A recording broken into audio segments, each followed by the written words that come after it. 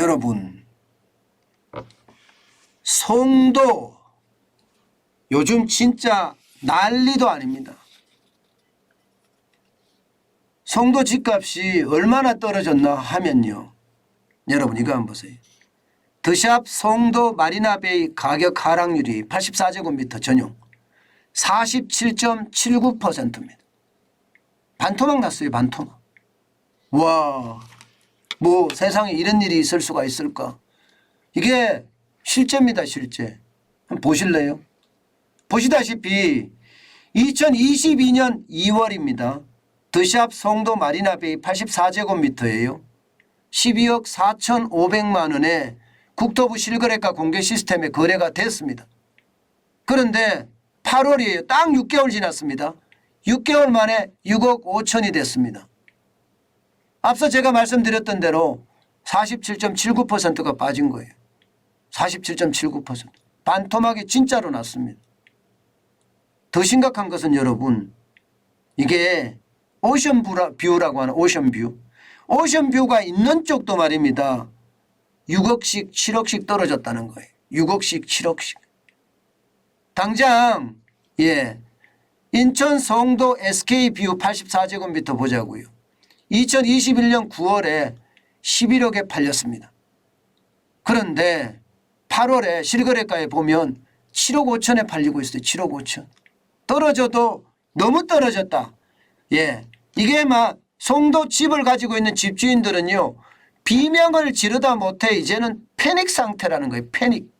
패닉이라는 게 공황이란 뜻이잖아요. 완전 공황 상태라는 거예요. 떨어질 때만 떨어져라. 뭐 투매나 가깝다. 뭐 이렇게 이야기할 정도입니다. 여기에 이 편한 세상 송도 70제곱미터입니다. 2022년 4월에 8억 7,500만 원에 거래됐던 것이 8월에는 5억 5천만 원에 거래됐어요. 5억 5천만 원. 야, 거의 이것도 3억 가까이 떨어졌죠. 2억 7,500이나 떨어졌으니까요. 송도 집값이 난리가 난 거예요. 송도 집값이. 물론 송도에는요. 여러 가지 이유가 있겠죠. 이렇게까지 실망 매물이 쏟아지고 집이 폭락하는 데는 말입니다. 기본적으로 GTX B노선이 개통이 좀 늦어진다. 이 말 때문에 쉽게 말하면 실망 매물이 쏟아졌고요. 또한 송도에는 아파트 공급이 다른 쪽보다가 많았기 때문에 지금 떨어지고 있다. 이렇게들 이야기를 하고 있습니다. 그만큼 분석도 하고 있고요. 그런데 문제는 여러분 지금도 계속 쌓이고 있다는 사실이에요. 송도는. 매물이 계속 쌓이고 있다는 거예요. 빨리 팔아달라고 이야기하는 사람들이 굉장히 많이 있다는 이야기입니다. 사실 GTX B노선이 내년에 착공할 계획이었는데 민간 사업자를 찾지 못했다. 뭐 그래서 이게 아마 시간이 더 늦어진다. 이런 말까지 나오고 있는 거거든요. 참 집값이 떨어지는 걸 보면 무섭다. 그런 생각이 저는 절로 듭니다. 실제 말입니다. 서울도 보면 여러분 보세요. 지금 급전직하예요. 급전직하. 주간 아파트 시세를 보면 여러분 보시다시피 서울이 빨간 겁니다.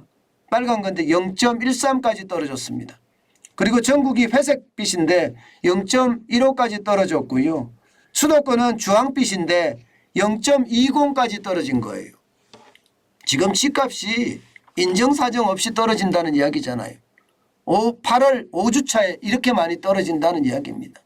이러니 10년 만에 수도권은 지금 0.20이라는 게 10년 만에 최대 하락이라고. 그러면 이게 문재인 정부 이전에 보다가도 지금 떨어지는 게 더 많이 떨어진다. 문재인 정부 때보다 문재인 정부 때는 오르기만 했잖아요. 그죠? 박근혜 정부 때처럼 지금 떨어진다. 이런 얘기가 되는 건가요? 이게 수도권이 이 정도로 10년 만에 최대 하락이다.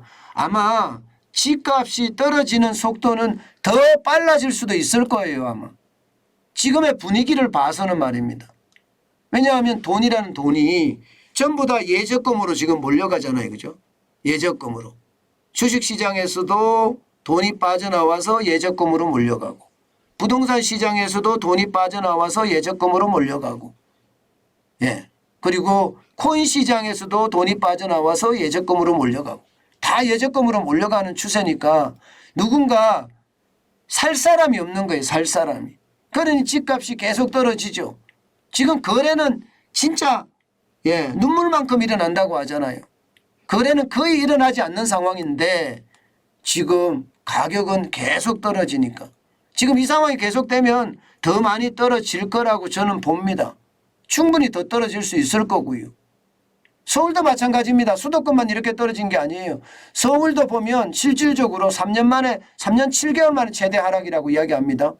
예. 실제 주요 지역을 보면 도봉구 같은 경우는 0.27까지 빠졌습니다. 노원구도 0.25고요. 은평구도 0.23이고요. 제가 있는 송파구 여기도 0.12까지 빠지고 있습니다. 그러니까 집값이 진짜 많이 빠진다는 이야기가 되는 거잖아요. 그만큼 말입니다. 지금 상황 자체가 굉장히 부동산에서는 암울하다. 지금 이렇게 평가하고 있는 겁니다. 실제 전국을 다 보면 말입니다. 17개 광역시도 전부 하락했습니다. 전부 하락했어요. 인천은 0.29%가 떨어졌고요. 주간 단위입니다.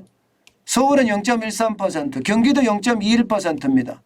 강원도 떨어졌죠. 0.025, 충북도 0.08 떨어졌습니다. 세종은 최악이에요. 0.41% 떨어졌습니다. 대전도 0.24가 떨어졌고요. 대구도 0.26이 떨어졌습니다. 울산도 0.18, 부산도 0.15. 안 떨어진 데가 없잖아요. 광주, 전북, 전남, 제주, 충남 안 떨어진 데가 없습니다. 충북도 떨어지고 다 떨어졌습니다. 경북도 똑같습니다. 경북도.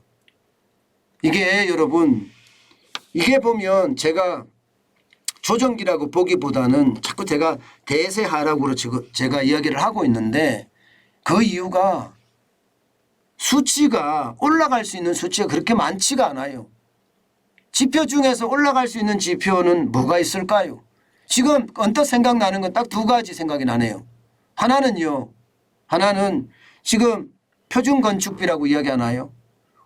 건축 자재 가격이 올라가고 인건비가 올라가니까 실제 건축비가 더 많이 올라간다. 이게 하나 올라갈 수 있는 요소고요. 또 하나 요소는 시중의 통화량이 굉장히 많다. 이게 또 올라갈 수 있는 요소예요. 그런데 이 두 가지도 충분히 설명을 할 수가 있습니다. 시중의 통화량은 예적금으로 다 빠져나가고 있고, 그죠? 그리고 건축비가 오르면 오르는 만큼 안 삽니다. 오르면 안 산다니까요. 그러면 어쩔 수 없이 내려야 돼요. 가격은요. 그런 상황을 본다면 지금 부동산 전체적으로는요. 여러분 투자는 진짜 조심해야 된다. 이 말씀 다시 한번 드립니다. 송도와 같은 일 안 벌어지리라는 보장 없습니다. 물론 집값이라는 건 그래요. 똘똘한 한 채 특별한 곳이 또 있기는 해요. 지역마다 장소마다 다 다른 게 부동산 가격이니까 다르긴 하지만 현재로 봐서는 굉장히 대세로 떨어지고 있는 분위기다. 이렇게 말씀드릴 수가 있을 것 같습니다. 그렇지만 저는 부동산에 대한 생각은 어떤 생각을 가지고 있나 하면요. 내가 집이 없어요. 내가 집이 없어. 그러면 이게 요즘 같을 때가 저는 기회라고 봐요. 물론 앞으로 더 떨어지겠지만 말입니다. 그러면 역세권에 대단지에 로얄동, 로얄층 이거 굉장히 중요한 저만의 부동산 투자 원칙이거든요. 역세권에 대단지에 로얄동에 로얄층 이거 있잖아요. 평상시에는 매물 안 나옵니다. 아예. 매물이 아예 안 나오는 매물들이 이런 건요. 위기 때 이런 매물들이 나옵니다. 위기 때. 이런 매물들이 나오면 이때 잡아야 됩니다. 이때 잡아야 돼요. 조금 비싸다고 생각할 지언정 내가 더 열심히 일해서 번다는 생각으로 지금쯤은요. 우리가 발품을 팔고 손품을 팔 필요가 있을 것 같아요. 무주택자라면 실수요자잖아요. 실수요자. 그죠? 그렇다면 아마 발품이나 손품을 팔아가면서 아주 집중하고 집중할 필요가 있다고 생각합니다. 내가 꼭 가고 싶은 데를 이렇게 떨어질 때는 갈 수 있을지도 모르기 때문에 갈 수 있을지도. 제가 집을 살 때도 저는 2016년에 샀거든요. 2016년에 문재인 정부가 들어서기 전에 샀는데요. 저는 문정동 패밀리를 샀어요. 예, 실제 대단지죠. 가락시장역이 있습니다. 바로 역세권입니다. 예, 여기에다가 제가 207동을 샀거든요. 207동을. 207동이 로얄 동입니다. 실제 층도 제가 9층을 샀기 때문에 예, 로얄 층을 샀어요. 언제든지 내놓을 수 있는데 2층은 잘 나오지도 않습니다. 예, 나오지도 않습니다. 그래서 여러분들이 반드시 예, 내가 무주택자라면 지금은 굉장히 고민하고 예, 시간을 들여서 발품이나 손품도 팔아야 될 시점이 아닐까 저는 그렇게 생각합니다. 예, 저는요. 이게 부동산이라는 게 여러분 가보시면 알지만 그게 좀 싸다 싶고 이게 쉽게 말하면 야, 이 정도 가격에 나와 이렇게 하면 부동산 하시는 분들이 먼저 사버립니다. 부동산 중개사가 사신다고 아예. 그래서 좀 더 붙여 대파입니다. 네, 더 붙여 대파입니다. 그런 경우 저는 많이 보거든요. 이게 부동산하고 친해야지 이게 발품을 팔아야 된다는 이야기가 그 이야기예요. 발품을 팔아야지 그런 좋은 물건을 찾을 수도 있고요.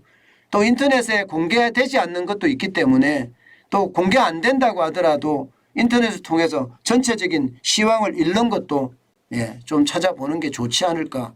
저는 그런 생각 진짜 많이 합니다.